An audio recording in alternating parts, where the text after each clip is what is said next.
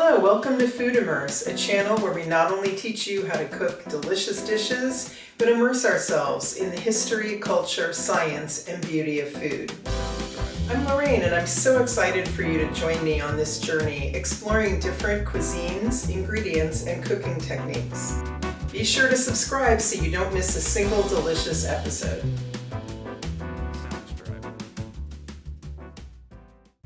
Roast chicken Provencal. This is a wonderful classic dish to have in your cooking arsenal.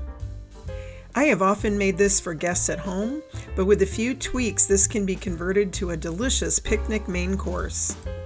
While the chicken roasts, garlic, shallots, lemon, vermouth, and chicken drippings meld with Herbes de Provence into an unbelievably delicious accompaniment for the chicken.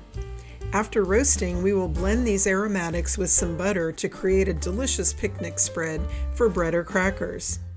Herbes de Provence is a dried blend of herbs native to the Provence region in the south of France. It includes thyme, basil, rosemary, tarragon, savory, marjoram, oregano, and bay leaf, and some blends include fennel or lavender.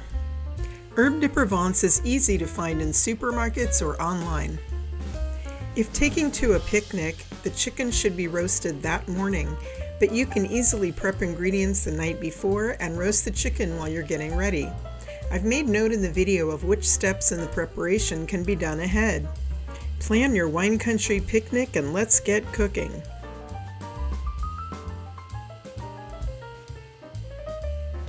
To make chicken Provencal, you will need 8 bone-in, skin-on chicken thighs, kosher salt, freshly ground black pepper, a half cup all-purpose flour, 4 tablespoons olive oil, 2 tablespoons Herbes de Provence, 3 lemons, 1 head garlic, 8 shallots, a half cup chicken stock, 2/3 a cup dry vermouth, and 2 tablespoons butter at room temperature for the spread. The equipment you will need are a 9 by 13 inch ceramic or glass dish that will snugly fit the 8 thighs in one layer, 1 metal roasting pan large enough for the 8 thighs to fit with space in between, a meat thermometer, and a food processor to make the picnic spread. The first tip for crispy skin is putting the chicken in the fridge uncovered overnight. I even do this with my Thanksgiving turkey. Fit the thighs into a glass or ceramic dish in a single snug layer. This will allow the exposed skin to dry out without drying out the meat. Place the uncovered chicken thighs overnight in the fridge. Remove when ready to prep for roasting. Preheat oven to 400 degrees Fahrenheit. Pour the 4 tablespoons olive oil into the bottom of the metal roasting pan and swirl to coat. Sprinkle the top of the chicken thighs with salt and freshly ground black pepper. Place flour in a shallow bowl. Now dredge the chicken, skin side only, in the flour. Shake off the excess and place skin side up in the pan. Leave some space between the thighs.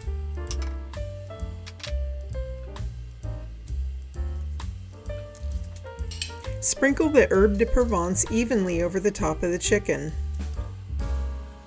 Cut 2 of the lemons into quarters, reserving the 3rd lemon for later. The least messy way to separate the garlic cloves is to put the bulb inside a small Ziploc and zip it, leaving an inch open.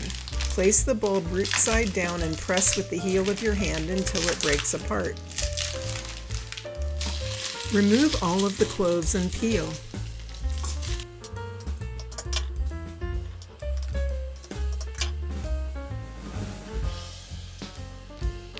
Cut the ends off the shallots and then cut them in half lengthwise. Peel all of the shallots. Finally, shave off the root end. Scatter the shallots, garlic, and lemon around the chicken. You can prepare everything up to this point the night before and store covered with plastic in the fridge. If you do this prep the night before and also want to take the step where you place overnight uncovered for more crispy skin, then you will need to back that up a day. So for example, if you are roasting on a Saturday morning, put uncovered in the fridge Thursday night and then prep to this point Friday night. Be sure to remove chicken from fridge about 30 minutes before roasting. Just take out while the oven is preheating. Add the vermouth and chicken stock, taking care not to get any on the skin. Roast chicken for 30 minutes. After 30 minutes, baste the chicken with the accumulated juices. Return to oven for 25 minutes. After the 25 minutes, check the internal temperature of the largest thigh without touching the bone.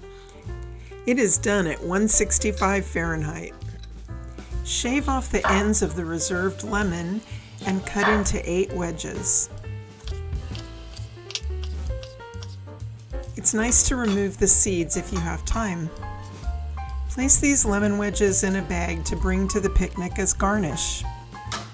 Remove shallots and garlic to a bowl.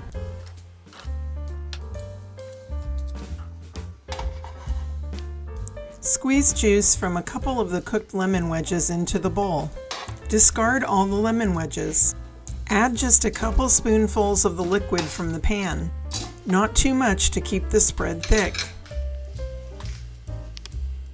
Now add freshly ground pepper and salt to taste.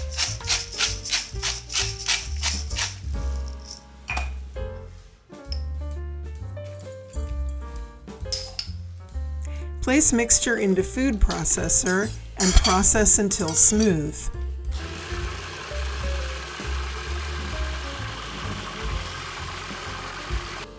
Taste for salt, pepper, and lemon. I'm adding some fresh lemon here to brighten the flavor. Now add the butter and process until smooth.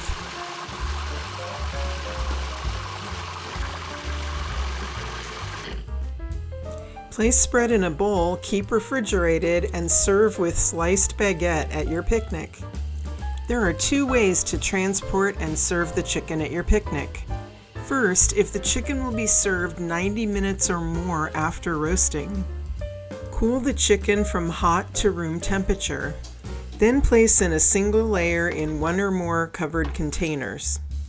Hold in the refrigerator until you leave for the picnic, and then in an ice chest in transit. Serve cold or room temperature. Please note that while cold chicken is still delicious, there is no way to keep the skin crispy once it is refrigerated. However, it will be very flavorful and moist. Use this second method if your picnic is close by and you will be serving within 90 minutes. Warm a clean glass or ceramic dish in a low oven. Place the chicken in a single layer into this warm dish. Next, cover tightly with foil and then wrap in a very thick towel to keep it warm. Once you get to the picnic site, plate up the chicken, garnish with fresh lemon slices, and enjoy.